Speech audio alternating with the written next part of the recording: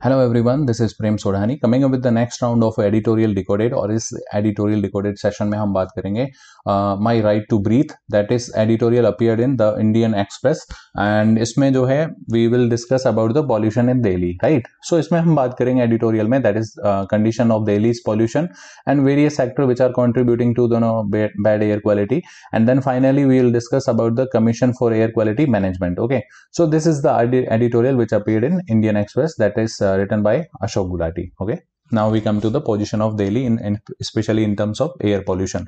So according to the World Air Quality Project, G20 countries की capital में देखा गया, Delhi had this score of 3112 and where you can see the score of Beijing that is only 91. So you can see the difference कि जो दिल्ली की position है in terms of air pollution is very severe, right? बहुत ज़्यादा difference है. And दूसरा आप देख सकते हैं from this World Air Quality Report that is published by IQ Air, ये एक स्वीडिश फॉर्म है जो कि ये रिपोर्ट पब्लिश करती है. In 2022 according to this report, out of 30 cities of most polluted city, 22 cities were from India. So this depicts the position of India in terms of the air pollution. आप देख सकते हैं, right? Now we come to the next part of our discussion that is sectoral contribution. अगर हम दिल्ली में देखें तो 44% जो है कोल प्लांट से आ रहा है, 18% जो है manufacturing and construction, 14% agriculture, 13% transport and waste burning से आप देख सकते हैं 8%. 8% है from industry, right, 3% from waste burning.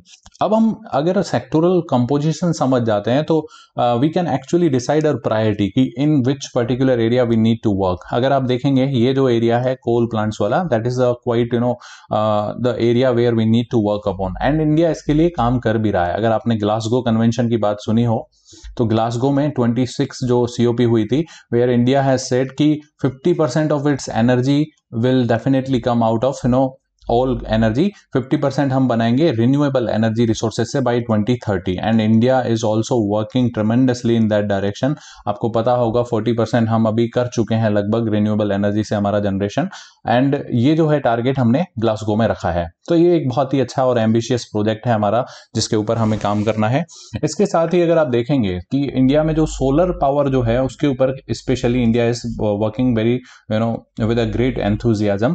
Solar infrastructure में आपकी जो कंपनीज हैं, ये सोलर जो पॉलिसी है हमारी स्पेशली ये कंपनीज की तरफ टिल्टेड है. इनको 25 साल की सिक्योरिटी दी जाती है, दैट इज लैंड लीजिंग दी जाती है. जिस लैंड पे ये इंफ्रास्ट्रक्चर लगाते हैं, प्लांट बनाते हैं, 25 साल तक उस पर कुछ और आप कोई क्रॉप वगैरह नहीं उगा सकते. That is a kind of step जिससे कि सोलर इंफ्रास्ट्रक्चर या जो सोलर कंपनीज हैं इस डायरेक्शन में काम कर रही है उनको एक सिक्योरिटी मिल सके, राइट.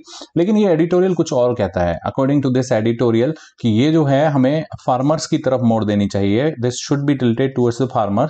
अब फार्मर्स के बाद क्या होती है, लैंड होती है, एंड उस लैंड में अगर आप इस तरह से सोलर इंफ्रास्ट्रक्चर लगाएं, जैसे कि एक मतलब आपका यहाँ पे है पैनल, दूसरा फिर गैप के बाद यहाँ पे है, तो इस तरह के अगर विद गैप आप एक तरह से ट्री लाइक स्ट्रक्चर्स खड़ी कर देंगे खेत में, तो उससे क्या होगा, बहुत फायदा ये होगा कि ना तो उन्होंने सनलाइट को ब्लॉक किया है फॉर फोटोसिंथेसिस प्रोसेस जो चाहिए थी, एंड उसकी क्रॉप के साथ साथ जो है सोलर एनर्जी भी जनरेट हो रही है. तो इसको कॉन्सेप्ट को बोलते हैं हम solar farming, right, solar farming. और अगर ये सोलर एनर्जी जो है वो अगर वो सेल करेगा टू द पावर कंपनीज, अगर पावर कंपनीज को सेल किया तो फार्मर को रेवेन्यू भी जनरेट होगा. तो उससे क्या होगा, फार्मर की इनकम भी डबल होगी. तो हमारी जो डबलिंग ऑफ इनकम है, जो हमारा एम्बिशियस एम है बाय 2022, वो भी एक हम पूरा करने की डायरेक्शन में काम कर पाएंगे. और इसके लिए जो ये एडिटोरियल है ये एग्जांपल देता है दिल्ली गवर्नमेंट का एक प्रोजेक्ट है, दैट इज अगर आप देखेंगे उज्ज्वा KVK, राइट, उज्ज्वा KVK.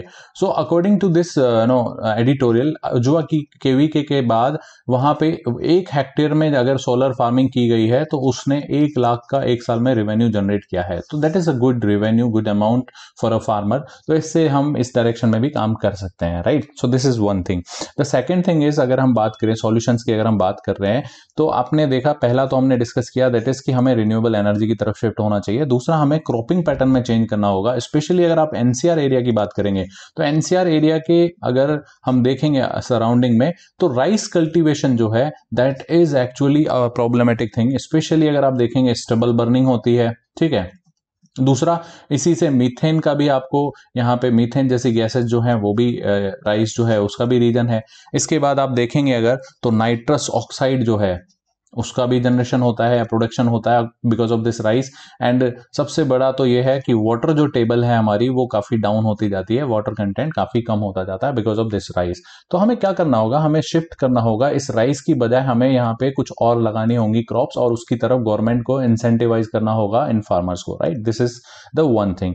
So we need to work on this climatic choices of cropping pattern, agro climatic choices of the cropping pattern जो है उस पर भी हमें काम करना होगा। नेक्स्ट जो हमारा हमने देखा सोलर फार्मिंग देख लिया, हमने व्हीकुलर पॉल्यूशन पे अब हमें काम करना होगा। और व्हीकुलर पॉल्यूशन को रोकने के लिए what we need to do is we need to shift towards the E vehicle system, right. E vehicles पे हमें काम करना होगा और इन ई व्हीकल्स पे हम काम कर भी रहे हैं। बाई 2030 इंडिया ने जो है टारगेट भी रखा है कि 30% जो हमारे व्हीकल्स होंगे नॉर्मली वो will be from this electrical vehicles होंगे एंड 70% ऑफ हमारे जो कमर्शियल व्हीकल्स होंगे, ये तो पैसेंजर हैं, ये कमर्शियल जो व्हीकल्स होंगे they will also come out of this e vehicle only, right. तो ये हमारे एम्बिशियस टारगेट हैं, इस डायरेक्शन में इंडिया काम भी कर रहा है, चाहे आपने पढ़ा होगा फेम इंडिया जिसमें हम काम भी कर रहे हैं। So what we need to do is on E vehicles हमें सबसे बड़ा जो हमारे सामने हिंड्रेंस है दैट इज ई व्हीकल में, दैट इज चार्जिंग इंफ्रास्ट्रक्चर। सो यही चार्जिंग इंफ्रास्ट्रक्चर को हमें बूस्ट करना होगा और अच्छा इस पे काम करना होगा। सेकेंडली इंडिया गवर्नमेंट को इस पे बहुत सारी सब्सिडीज भी देनी होंगी, this editorial talks about that thing also, so that जो लोग हैं वो इंसेंटिवाइज हो कि ई व्हीकल्स खरीदने हैं, राइट। इसके साथ साथ हमें जो है जैसे नए सोर्सेज हैं एनर्जी के, जैसे हाइड्रोजन, ग्रीन हाइड्रोजन है, उस पे भी इन एरियाज में भी हमें काम करना होगा, राइट। इसके बाद जो लास्ट स्टेप है that is we need to create the carbon sink in Delhi specially. अगर आप देखेंगे दिल्ली के यमुना के आसपास का जो एरिया है वहां पे हम फॉरेस्ट कवर लगा सकते हैं और वो फॉरेस्ट कवर जो है कार्बन के कैप्चर करने में बहुत ज्यादा काम आएगा। आपको पता होगा जो भी पेड़ होते हैं, जो ट्री कवर होता है वो CO2 का यूज करते हैं। सो CO2 जो है वो एब्जॉर्ब होती है और इसी कॉन्सेप्ट को हम कार्बन सिंक कहते हैं क्योंकि वो कार्बन को एब्जॉर्ब करके रखते हैं, राइट। सो हमें कार्बन सिंक भी क्रिएट करना होगा। तो these are the innovative solution that have been suggested by this article editorial. अब हम बात करते हैं कि कैसे हम दिल्ली में अभी एयर क्वालिटी जो है उसको कंट्रोल करते हैं। तो इसके लिए गवर्नमेंट ने commission for air quality management अभी हाल ही में बनाया था with the help of ordinance. तो ये चूंकि ऑर्डिनेंस से बनाया गया है तो ये एक स्टैट्यूटरी मैकेनिज्म है, ध्यान रखना स्टैट्यूटरी मैकेनिज्म है। इससे पहले जो है EPCA हुआ करता था, है ना, environment protection and control authority जो था, एनवायरमेंट पॉल्यूशन को कंट्रोल करने के लिए EPCA जो है, लेकिन ये स्टैट्यूटरी बॉडी नहीं थी, इसके पास इतनी पावर्स नहीं थी, तो इसको स्क्रैप कर दिया गया है and finally we are coming up with this commission for air quality management जो कि स्टैट्यूटरी बॉडी है, राइट। अब इसका जो कंपोजिशन अगर हम देखें तो कंपोजिशन में से में क्या है, चेयरमैन होंगे, चेयरमैन जो है सेक्रेटरी लेवल के होंगे अगर इंडियन गवर्नमेंट से आएंगे, अगर स्टेट गवर्नमेंट के किसी ऑफिसर को अपॉइंट किया जाता है तो वो चीफ सेक्रेटरी लेवल के ऑफिसर होंगे और इनको सिक्योरिटी ऑफ टेन्योर दी गई है, 3 इयर्स का इनका टर्म होगा या फिर 70 ईयर ऑफ द एज होगी, जो भी पहले खत्म होगा उसके हिसाब से। इसके बाद इसमें ना कुछ इंपोर्टेंट मेंबर हैं, ठीक है, मिनिस्ट्रीज के मेंबर हैं, वो तो ऑफिशियल मेंबर हैं ही। इसके अलावा बहुत सारे मेंबर हैं जैसे सेंट्रल पॉल्यूशन कंट्रोल बोर्ड, जैसे कि इसरो, ठीक है, जैसे कि सिविल सोसाइटी के लोग। तो ये इसमें बहुत सारी डाइवर्सिटी भी है, बहुत सारे अलग अलग स्पेशलिस्ट जो हैं इसमें मेंबर होंगे। अब इनका काम जो है वो है कि NCR एरिया में जो है पॉल्यूशन के ऊपर कंट्रोल करना, राइट। सो इसके लिए इनके पास बहुत सारी पावर्स हैं, तो इन पावर्स के तहत इनके ऊपर सुपर सीडिंग पावर है ओवर NCR एरिया, चाहे वो यूपी हो, उनकी पॉलिसीज के ऊपर भी इसकी पॉलिसी काम करेगी, चाहे वो हरियाणा हो, चाहे वो दिल्ली हो, ठीक है। तो NCR एरिया में इनकी पॉलिसीज जो है, इनके रेगुलेशन जो है वो बाइंडिंग होंगे एक तरह से इन स्टेट्स के ऊपर, ठीक है। उसके अलावा अगर यहाँ पे कोई वायलेशन होता है तो फिर यहाँ पे ये 1 करोड़ तक का फाइन लगा सकते हैं, ठीक है, और यहाँ पे 5 साल की जेल भी हो सकती है अगर इनके रूल्स को वायलेट किया गया तो। इसके साथ ही साथ अगर आप इनके ऑर्डर के अगेंस्ट में अपील में जाते हैं तो ओनली ऑप्शन जो आपके पास है वो है आप नेशनल ग्रीन ट्रिब्यूनल के पास ही जा सकते हैं। तो इस तरह से ये जो कमीशन बनाया गया है इसके पास काफ़ी सारी पावर्स हैं, इससे हम देखना अभी ये बाकी है कि किस तरह से ये पॉल्यूशन को कंट्रोल कर पाते हैं। So this was all about this editorial. I hope आपको ये समझ में आया होगा।